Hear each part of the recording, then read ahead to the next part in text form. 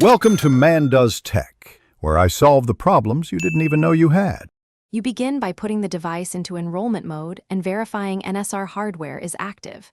Make sure you have admin rights. This lets you configure cryptographic keys. Once done, enable Secure Enclave or TPM to protect templates.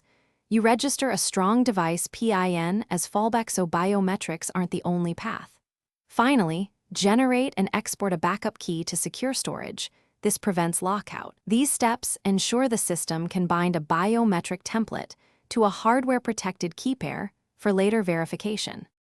You now capture several high-quality samples to create a robust template. Instruct the user to vary angles and pressure to improve accuracy. Then, normalize and filter signals and run liveness detection to block fakes.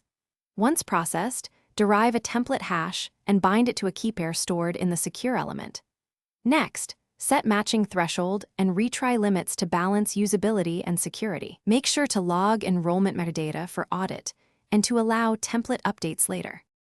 You should perform multiple verification attempts to measure false reject and false accept rates. This confirms your threshold choices. Once satisfied, roll out to a small pilot group and monitor authentication logs and error codes.